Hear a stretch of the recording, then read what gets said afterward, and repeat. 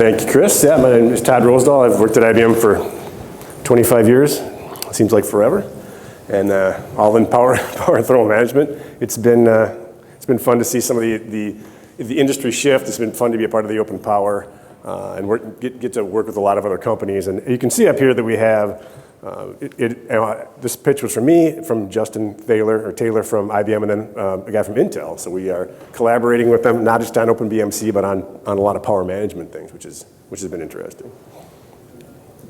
So how I'm going to structure this talk is I'll give you a little overview on how these power systems do power and thermal management from a hardware, and then I'll show you the software stack a little bit. Maybe most of you are familiar with that. It'll be brief. I'm going to talk about workload optimized frequency. It's a new way that we are maximizing the performance of our systems. There are two new telemetry collection techniques, one in-band, one out-of-band. I'll explain that and how those are used. Both of them came out of the work with Oak Ridge, where they wanted a couple of different ways to collect a bunch of data from their systems for various reasons. And then something new that we're working on is this HPC PowerStack. This is power as in energy. It's not power as in our power chip stack, just to be clear. This is, so you guys have probably seen a P9 processor, yeah? Really cool. I like carrying that around because I'm a little geeky. And this right here represents this module. So it has, and this is a block diagram, so it has 24 cores. Those are the cores you're running the actual customer workloads on. Other people were showing this as well. And then there's this on-chip controller complex, and that is a completely separate processor. It does not run customer jobs, much like the SBE. If you just watched Amit's SBE talk, that's another little processor. This one is a 405. It has its own RAM, it has its own general purpose engines, and then it has connections. One connection is up on the power bus, which gives it access to all kinds of interesting data inside the system. So it can go and read core temperatures, utilizations, memory temperatures and utilizations. It can talk up into main memory, uses that to talk to OPAL, which is the OpenPOWER abstraction layer. There's communication that goes back and forth between the OCC and OPAL. And its job in life has traditionally been power and thermal management. Let's make sure the system stays under a certain power limit. Let's make sure that everything stays thermally safe. And at the same time, we want to maximize the performance of the system. There's some special hardware down here that the OCC reads, and some of these interfaces are a little bit out of date. They're P8, but it reads this hardware, and therefore it gets the voltage and the power on every rail in the system. So you can tell fan power. It's not just its own socket power. It has a variety of access to a variety of different power levels. And it can do some voltage adjustment. I'll talk about how that works. And then there's a connection here, new for P9, from the BMC to into the OCC. If you saw Amit's talk, it goes through the self-boot engine and talks into the OCC. And this is used to collect all kinds of data. So the OCC, because it has access to this data, it presents it down. BMC polls it and gets this data, and then it can pass it out via a variety of means out of band, and that's that telemetry that I was mentioning. So that's the hardware block diagram overview. Mostly I show this because it's kind of a pat on the back, because we, as a community, because when I started giving this talk, a lot of these things were not green. And green means this is open source. And now you can see everything is open source. That on-chip controller, the self-boot engine, of course, host boot, OPAL all the way up. And now with the OpenBMC, the BMC is as well as open source. I just put XCAD here as a representation of some system management entity. There are many such open source admins, but that's one that we are actually using on the AC922 at Oak Ridge. All right, so that was the brief overview. Now we're going to talk about this workload optimized frequency. This is kind of a complicated topic potentially. We'll see how we do. So normally when you are going to design a system, you design it to a certain thermal design point. That means a wattage that your socket is going to consume. Then you base everything else around that. So you'd have to have the right heat sink, and you have to have the right fans and cooling to cool that much power. And how we traditionally did this is we would take a socket, and we would run the we'd run the maximum workload on it at maximum conditions, ambient conditions, and we'd say, at what frequency now can I run? What frequency and voltage? Obviously, the lower the frequency and voltage, the less power you're going to consume. What frequency and voltage can I run at to hit that thermal design point? We'd pick the maximum one we could find, and we'd call it nominal, and that's the frequency we would shift the system at. Well, we started realizing that most customers are not running in such an environment, right? There's room there to go to a higher frequency and use more power, and yet still stay underneath this, still keep the system safe under that TDP. And we did that in the past, and that was sort of our legacy turbo. Now for P9, we started taking advantage of even more things. So we realized that most of these customers do not run a maximum workload. Usually they are running some 30-40% workload. Sometimes the cores are off. So in those cases, you have a lot of extra power in your socket. You can raise that voltage and frequency up then to what we're calling here this WOOF max frequency and still be under that thermal design point. That's what we're doing. That means that the maximum frequency the system runs at is going to be based on workload and active core count, but we still are maintaining the part-to-part determinism. So we factor out the leakage current that you have between parts to make sure that if you would run the same workload on the same system, or if you run this workload on this system and the same exact workload on that system in the same configuration, you're going to get the same result. Here's another way to look at it. We have a table. This is not really how it works in P9. We have many tables, but this is conceptually a way to think about it. So on this axis, you've got the power consumption, essentially, the non-DC power consumption. When you're at your maximum workload, you're running the maximum power consumption. If all of your cores are active, so these are active core counts. So if you had a 10-core part, which of course this is old, we have bigger cores counts than that now, but if you have a 10 cores active and you're running at max workload, you can be at this 2.827, that would be your maximum frequency. But then if you would turn cores off, you can see even at that maximum workload, you can increase that frequency up. So the on-chip controller is determining, hey, I'm here reading a bunch of things saying, here's my maximum workload. I know the cores that are on, so I can essentially set the maximum frequency to 3.5. I can raise up the max frequency. Also, when the workload drops, if you run at a 40% workload, even with all 10 cores on, you can see we can boost that frequency up. We can take advantage of the power headroom that exists. Because the workload is not max and the core count may not be max. Is that making sense? It's all good? Here's how the WOOF algorithm works inside so one thing, if you have any questions, I'd like to just keep it interactive. It's more fun, so if you have something to ask, I would appreciate it. Here's how we do the OCC does the voting box. So the OCC is out reading that power measurement hardware for 500 microseconds. We're comparing it to some limit. There's always some power limit that the node has, and voting it and putting in here, say, what is the maximum frequency and voltage I can be at from a power perspective? Similarly, it's out reading all these temperatures, reading temperatures every 4 milliseconds from memory and processors, putting that into the voting box and saying, here's the maximum frequency that I think the system can run at from a thermal perspective. Then there's this WOOF algorithm running. It runs every 4 milliseconds as well, reading all kinds of information and deciding, hey, here's the maximum frequency I think we could run at from a WOOF clip perspective. Though you take the lowest of those goes into this maximum P state, and just note that that's not the P state that the system's going to run at. The OCC is setting a clip. It's setting the maximum frequency you're going to run at. The actual frequency is still just like on any other x86 system running Linux, is set by Linux. Linux comes in and says, here's the P state I want to run at. So if you're running an on-demand governor, they might vote for a lower P state than the one that the OCC sets. That's fine, then that sets the frequency. If they have the performance governor on, they ask for the maximum P state, that means that they're not going to get it, right? They might get it, but it might potentially be clipped either by WOOF or one of these other reasons, one of the other loops. So that is the voting box. What's that? What is the information set? Like, where does Linux get that information from? The actual. Well, Linux. So whatever OCC has generated. Well, it doesn't get that information. Linux is using its own algorithms to figure out what do I think the utilization on the system is. So, like on our system with this on-demand governor, it's looking out and seeing if I'm less than 80% utilized from its perspective, nothing to do with the OCC, then it's going to lower the frequency down. And say, hey, give me a lower frequency, which would be actuated. Yeah, it's two totally independent systems running and trying to figure out what the frequency, they're saying here's what the frequency should be from their perspective, and I'm saying here's the maximum it could be from a power, thermal, and wolf perspective. So why do you call it the voting box?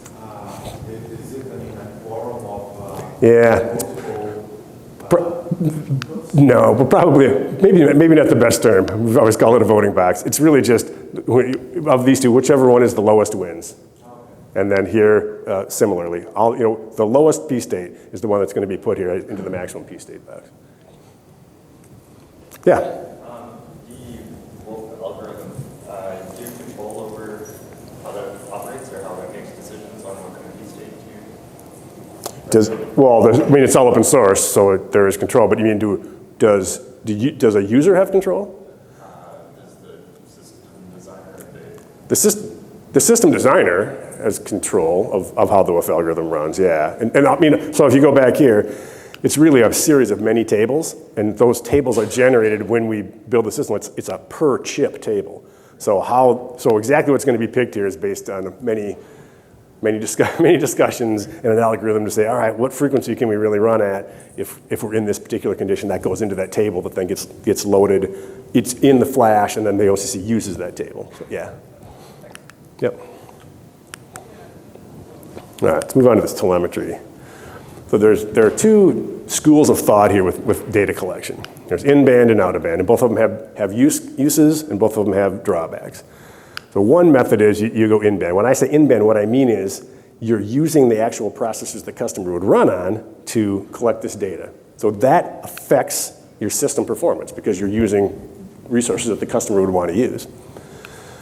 The good thing about that, though, is it is really easy to profile for a job. So you might want to start measuring here, start measuring there inside of a job, and you can do it in-band extremely fast. So that's a benefit.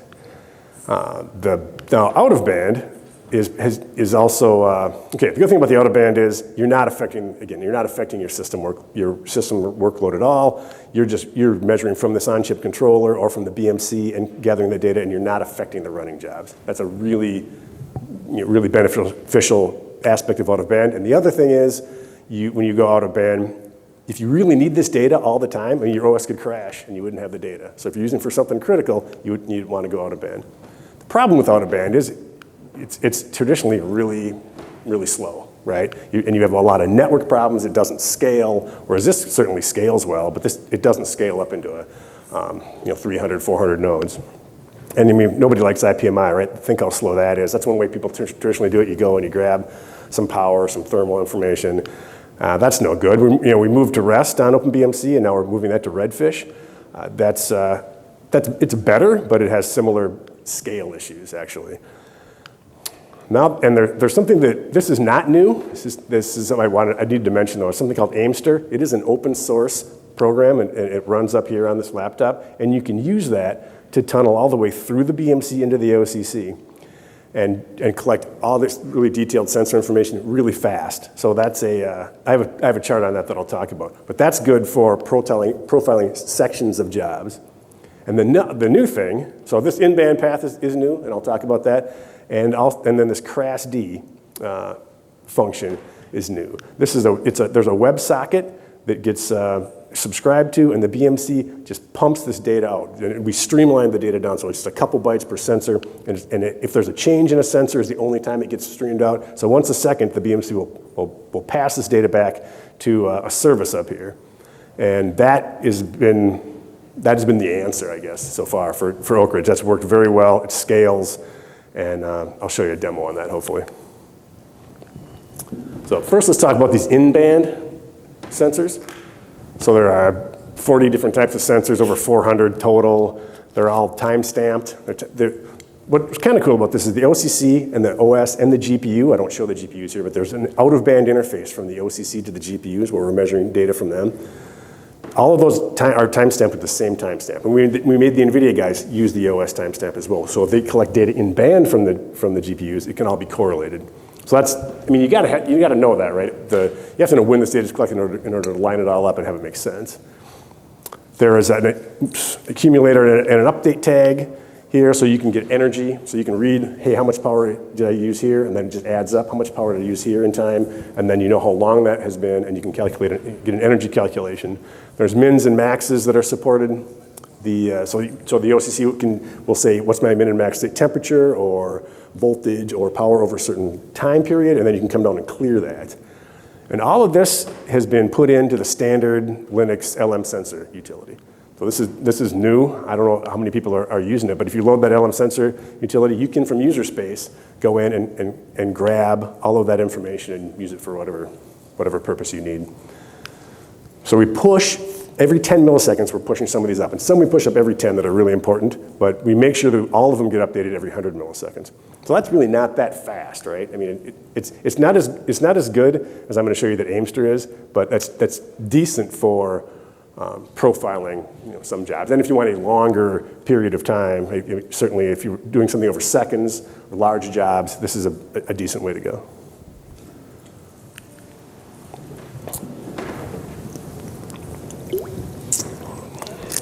So this is Aimster. It's been around a long time. It is open source, and people use it, again, to profile particular jobs. It grabs the data and it graphs it for you. So what you do is you tell the OCC, hey, I want you to measure something, and you can get every single measurement. So we measure every 500 microseconds, we're reading those powers. You can get all of those in a buffer, and then you come back and grab that data out of that buffer, and then you can display it or store it away, use it for some other purpose.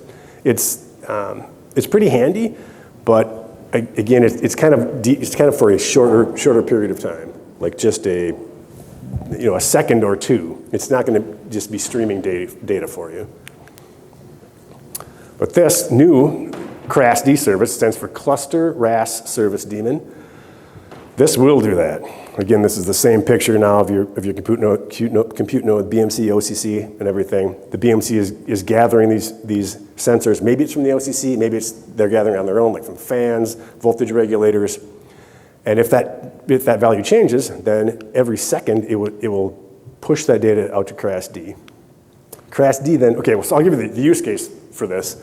Was Oak Ridge said, what I want to do is I want to be able to control my pumps. So they have a lot of chillers and pumps on these chillers, and they wanted to have all this power information so they could develop fancy, new, more efficient ways to control the pumps. So that's really why we did this in the first place.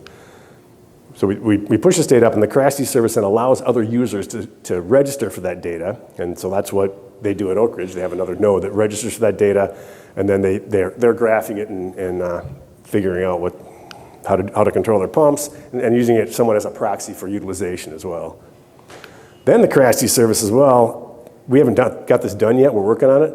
We plan to push this data into this big data store there at Oak Ridge. So we'll have a history of all of that data. We can mine it later. And you'll notice CSM, that's a Sensor Cluster Systems Manager, that's running at Oak Ridge. Here we grab a bunch of that data in-band. This is the in-band path, and also that's getting put in big data store. So we should have a really good, rich set of data there at these national labs. Now, one thing, the Yadro guys, you guys were asking, does this also do error logs?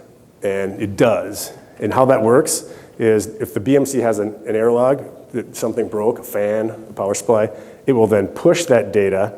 It'll send an alert, and the crassd service will come down and grab the log. Then inside of here, there's like a parser and a policy table. And so the crassd service will parse it and figure out, well, what is really wrong? Because you'd said it's difficult to figure out which FRU is bad, right? If it's a CPU, it's dim. crassd does that for you. So it'll figure out what the FRU is, and then it figures out via this policy table, what should I do about that? So at Oak Ridge, they want to do a couple things. Maybe they want to take this node and knock it out. They want to take it offline. Maybe they want to say, let's keep running that, and then next service window we'll remove it. Maybe they want to power it down. So there's a bunch of policies here that you can set to say, where does this information go? Should it go to the sysadmin? Should it go to the service guy? And that is getting those policy tables. So if you want, and this is all open source, so if you wanted to take it and run crassd on a service node in one of your clusters, it would do that for you and decode it.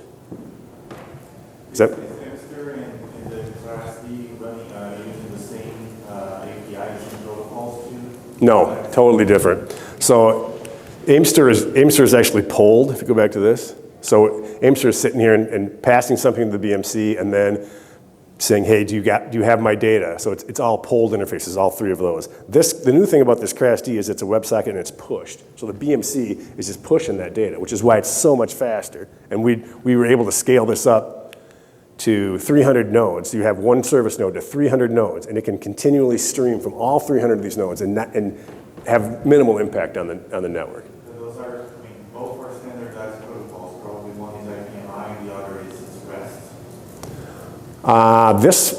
So this WebSocket is not a standardized. WebSocket standard, but the data that goes over the WebSocket is not standardized. On Aimster, it used to be IPMI. We changed it to a REST-based command. It's also not a standard command. It's REST, but it's our proprietary REST command. And we're going to move that to Redfish eventually, once we get there. So you guys have any other questions on this? So for this, why do you need the inline data collection as well? GEOPM, and it done for the BMC? Say again? There is some inline data collection that is happening. Yeah, this purple stuff here? Yeah, that's the in-band that I was talking about. So the OCC is pushing those up to the host OS. CSM is using the LM sensor command essentially. Actually, we gave them a special one, but uses those same interfaces to grab that data. That's the in-band stuff, and then they're pushing it into big. Is it collecting the same information, or is it? Sometimes it's the same. We are duplicating some of it, but sometimes it's not, because we don't present the same information on both of these interfaces, just because we don't have. We have kind of a bottleneck here between the OCC and the BMC. So we're not passing, all the information that the OCC has does not get passed to the BMC. It's a limited set. It's mostly power and thermal. It's not utilization data, for instance. But from here, we don't have as much of a limit. So from the OCC up into main memory, there we put utilization information, like throttle counts, just a whole bunch of information about the health of your system. That goes up this way. And we want to enhance this or figure out a way to, like next steps would be figure out a way to configure this so the user can say, what is the data that I actually want to see on that interface? But we don't have that done yet. But so again, sometimes it is duplicated, but not all of it. Some of it's different. Yeah. If you wanted to run the crassd service in the host that you want to monitor itself, it needs its own host. You need to reach the network in order to reach its own BMC, or currently you would, if you wanted to run crassd on your actual processor that you're running on, you would have to go loop out of band today. You would have to go out Ethernet and back in. There's no internal. Any plans of making that interchangeable with Redfish if there is an in-band way of accessing it? Well, we do tend to make, you move this WebSocket to something like Redfish. We want to put into the Redfish standard some way to push this data. And the guy from Cray, so we kind of work on this as a whole consortium, which I'll talk about in a minute. He says you can push it using Redfish. And what they do is they encode because Redfish is JSON, so it's really verbose, right? So what they do is they encrypt it, if you will, pack it, and then unpack it at the other side. So we're looking into that. We don't really want this to be a proprietary interface. We just did it because we just started at Oak Ridge. Redfish wasn't ready. We didn't have anything else. But it also does need to be really streamlined. I mean, if we were going to scale this to 300 plus nodes, I mean, you can't be sending like a string of 200 bytes to get one piece of information through, or it's going to crash the network. So we're looking at that, and if we did that, would we go in band to Redfish as well? See, so in band Redfish, you have to have the whole HTTP server, and as we go forward into the next generation, we're not intending to support even that type of an interface. We're going MCTP and PLDM over MCTP to talk from the BMC to the host. So we probably won't do Redfish. All right. Okay. Now, do I have an actual?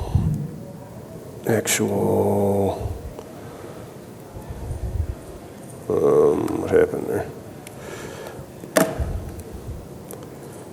Okay. Is it running?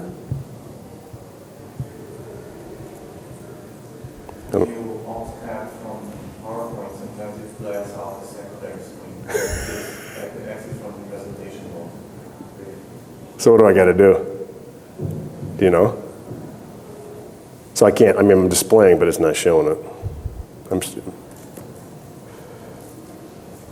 What if I do extend or something? Oh, we didn't want to see that. Hang on. Ah, shoot.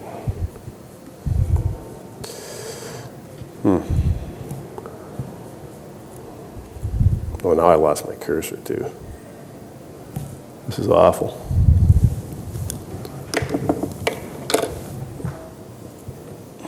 Sorry about that, guys.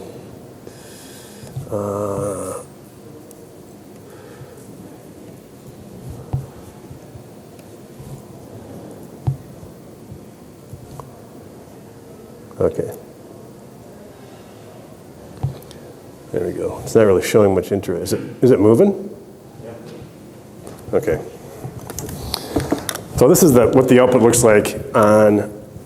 This is not at Oak Ridge. They did it slightly differently, but this is how we're doing it on our own system. So this is really running on one of our AC 922s.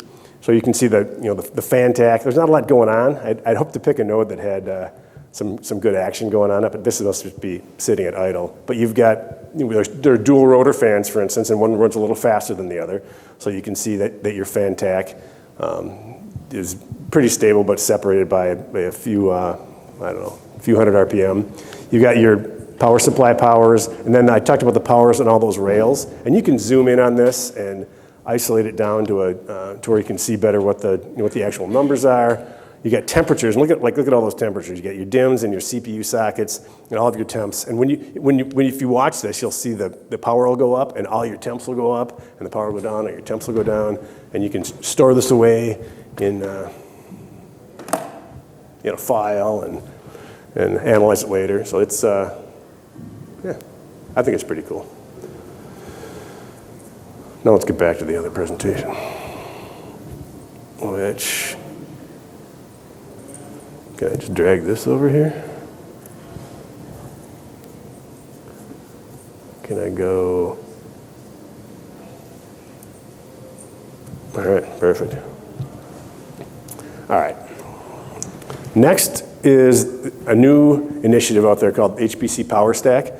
And again, it's power as in energy. And it's an industry-wide and global consortium of people. So it's IBM, it's Intel, HPE, Cray, ARM, AMD, and then a whole bunch of these centers like, Barcelona supercomputing, and then in universities, so LRZ and a bunch of universities, and we're all getting together. We meet twice a year, and we run these work groups, and we're trying to solve the problems that are going to be coming with exascale. And so we think that there's going to be a significant power problem when you start scaling up to such a large system. So maybe like after Coral, the next system. And so the motivation here is you have power constraints due to sometimes external factors, like at Sandia, they don't have enough. They don't think they even have enough power. So they're going to have to be some power limits set for the cluster. And when you think about these clusters, and you think about you have CPUs and GPUs, and how do you distribute this power in the best way to get as efficient as you can. You want to maximize this efficiency of your entire cluster. So it's going to take interaction between all these various aspects of the stack, and I'll show you the picture here at the end. There are also there are government mandates that say you can't use it more than a certain amount of power. There are times when power is really expensive. So like at Livermore, there are periods of time where if they use more than that much power, they're going to completely blow their budget for the year. Power is very expensive at times. So you have to be able to set a power limit, and you still want to operate as efficiently as possible under that limit. We want to be able to predict the power consumption of future systems, large systems. So if you can tell, hey, here's how much power I'm actually using, is it on a CPU or a GPU, you can use that to predict when we build the next system, what kind of workloads are we going to be running, and therefore what is our power consumption going to look like, which is going to help the labs and anybody that's building a data center provision that center correctly, not over provision it, which is a big problem today. And then one other one, there's this education and evaluation of end users. Some people, when you write a set of code, it may be very power efficient or maybe not. And we want to at least be able to tell whoever wrote that really wasn't a very power efficient chunk of code so that they can make changes. And we have to talk about, well, are we going to incentivize them in some way? And maybe we'll do that. So we came up with this, the impacts of exceeding a power limit. If you think about, what's going to happen. At first, you might not be as efficient as you want to be. So maybe you're, I guess that's self-explanatory. Maybe you can't even run the jobs, you don't have enough power. Maybe the unexpected cost I talked about. And as you get down here, now you get to the point where maybe you're going to flip a breaker. Maybe you're going to physically harm the system. And these down here are really, in my mind, are going to have to be done by like the OCC on the node. Some of these, as you go up the stack, can be done by a higher level layer of software that can do a better job of making sure everything's efficient across the cluster, but not necessarily keep it under the limit if it's a hard limit like the bottom two. So this is a picture of some real data, or it's from Blue G&Q, really quite a while ago. And you notice that there's, at the beginning, this is in months here on the bottom. So in February 2013, in February, March, April, they used a lot of power. And then after that, they really didn't use that much. So why, anybody know why is that? Why right away? What's that? I actually don't know where this is. No, I don't know. This is somewhere in the US. This is Blue G&Q. So why, for the first 3 months, are we using this much power, and then? Optimize your workload.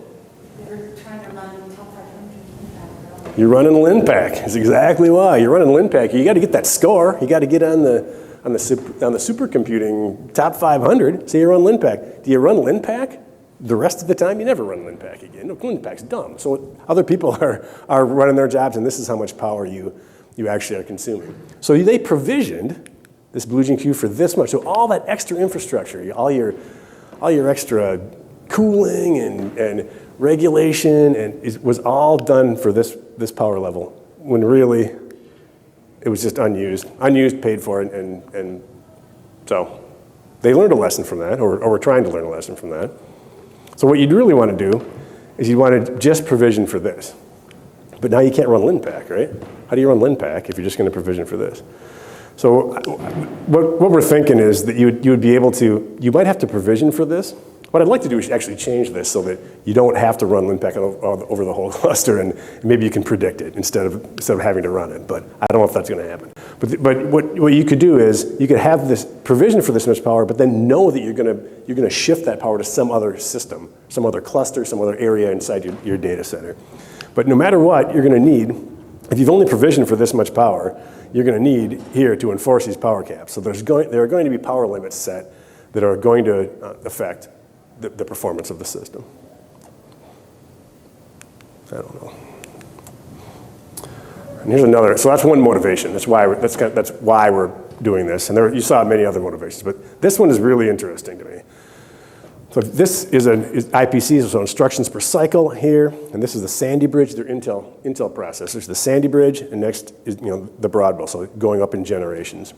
And on here, on the x-axis is power limits. So when you were not power limited at all on Sandy Bridge, your performance was almost identical socket to socket.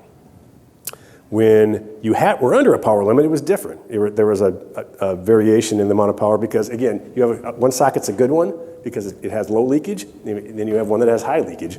And so you have differences in the power consumption at performance levels, and as soon as you put a power cap on that, you're going to expose that performance variability. But now go forward, as we shrink this technology, go forward to Broadwell, now it's crazy, right? I mean, that's like significantly different performance.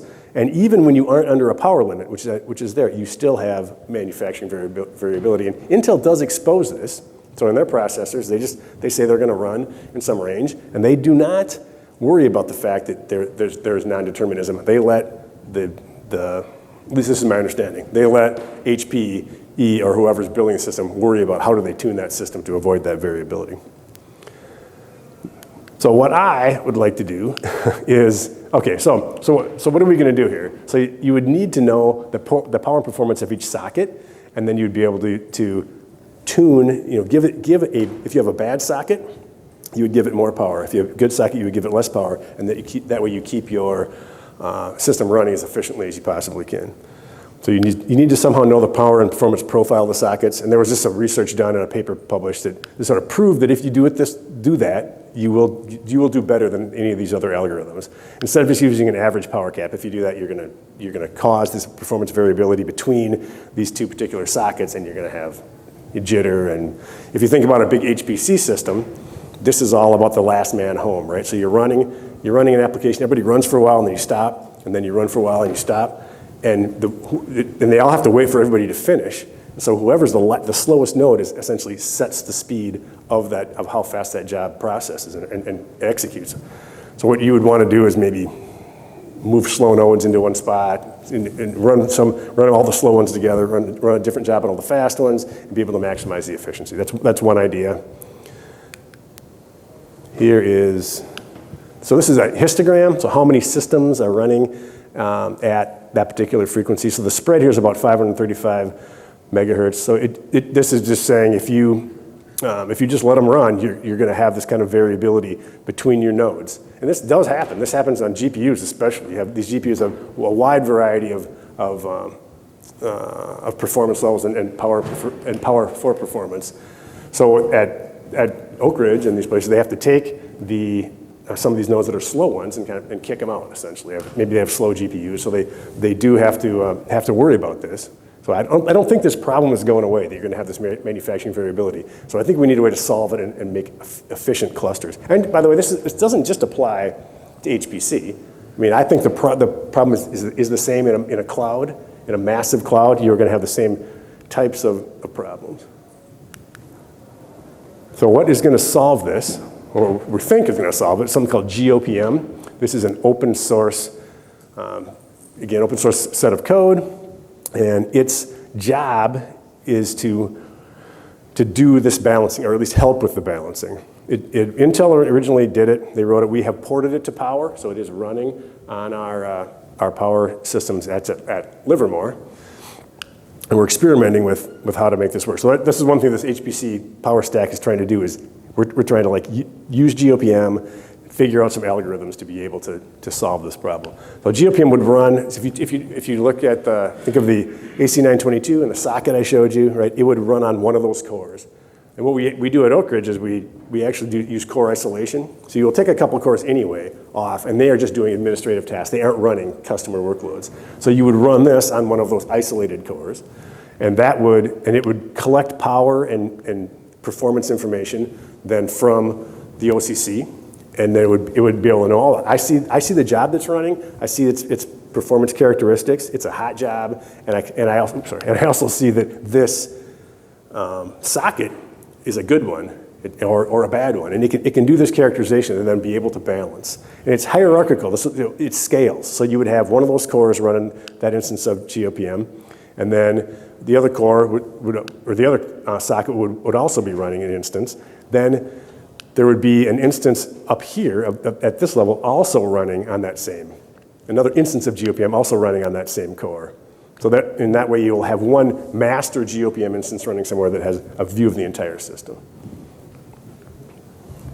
Does this make any sense? Yeah? And here's how we are gonna include it. There's two different ways. We could change the kernel and put the GEOPM server in here, or a direct interface to Opal. And this is really what I think we want to go with. That's not done yet. So GEOPM would be running on a Linux guest LPR, talks to Opal, and then it gets all this information then from the OCC. Well, good, because I'm almost done. So this is the outcome of the HPC PowerStack. Well, there's many more outcomes, but this is the big picture of how all this stuff fits together. Every time we meet, I think we had 2 more lines going from one spot to another. But you can see that you would have to have policies in, so that the admin would have to know, what am I trying to do? Am I trying to limit my power right now because I'm in a situation where I'm going to be charged more. So there's those kinds of policies. And then you have, you're going to have maybe some information from your mechanical system that says, hey, you know, I lost a chiller or whatever, and now I need to set a lower cap. This is the GEOPM I was pointing out, and it's talking here like in band, so it would talk to the OCC and get that information, but there needs to be then some interfaces back to the job scheduler resource manager to know, hey, I'm running this particular job, GEOPM says it took this much energy, and then you would need to like store that away so that for the next time you run that job, you would know how much energy that it is going to take, and now you can fit these jobs in the most efficient way into your system. You know the energy they're going to take, and that you can fit under that limit in the most efficient fashion. Anyway, this is something to work on. Again, it's open source. You guys can go look at it and play with it and help us solve this problem.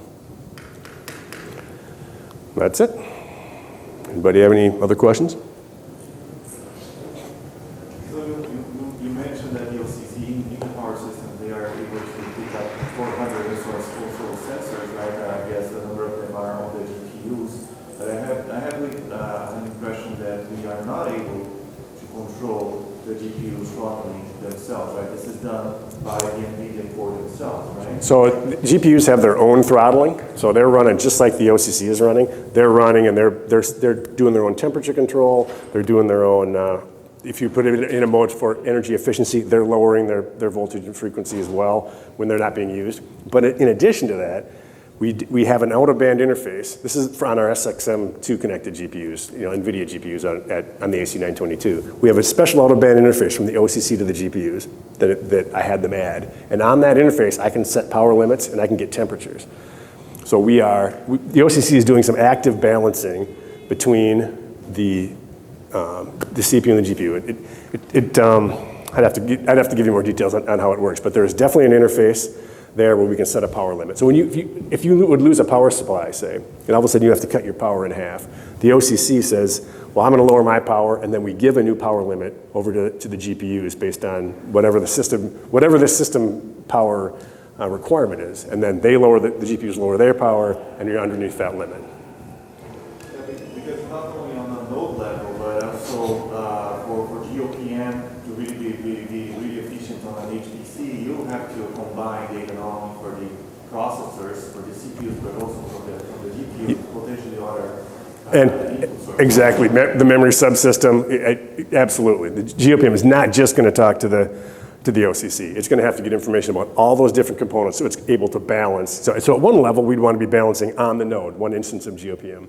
But then, of course, you would also want the higher level instances of GEOPM balancing among the nodes and on up the chain. But yes, the GEOPM is going to have GPU power, memory power, CPU power, maybe even I/O power. And that's the things we're trying to figure out in this work group is, okay, what's the data we need to pass, and who should have that data, and then what are they going to do with it? But we aren't, since we're using ARM, Intel, AMD, this GEOPM has plugins. So we're not trying to say this is exactly the same data that's retrieved in the same way.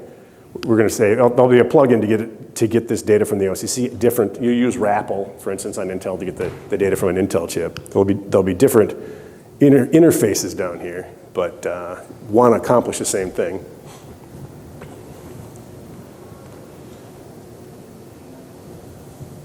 What's the downside of not being able to provide the sensor data to the user space? What's the downside of not being able to? But we can't from LM sensor. You can get the sensor data to the. Can you get out-of-band sensor data? There are two ways of reading this. Yeah, let's go back to my in-band, out-of-band chart. Somewhere, right here. Oops. Yeah. So what's the question? The question is the sensor data available through the BMC? Yeah, there are a bunch of sensor information is available this way. Yeah, everything is available on the project. The reason I'm asking is with the protected execution framework, there is a downside of not being able to provide that information. Yeah, so you're talking what if, so going forward in this new world of security, we do have this problem. I pointed out that in user space, if you go here, this actually runs in the standard LM sensor Linux utility in user space. But you may not want that utility to have access to power information on a socket on which it is not running. You can certainly infer workloads and various things using that. So I think you're pointing out we need to restrict that potentially. My point is that information will not be made available. It will not be made available. So what's the downside of doing that? If we make that information not available, what will happen? Well, if you make that information not available, it would then not allow things like GEOPM to get that information. So we need a solution to that problem. I mean, because So like, you guys actually have me. yeah, I mean, it's one of the topics we talk about at this HPC PowerStack is, yeah, but I mean, we can't just expose all this data. How do you, and we don't have a solution to that. So maybe we should have you come to the next meeting, or we should talk about a proposal that we would have that would work for us. You know, it's good to have everybody in there talking, but additionally, you want to just make sure that it's a solution that can work for everybody. So yeah, we should discuss it. Thanks a lot. All right.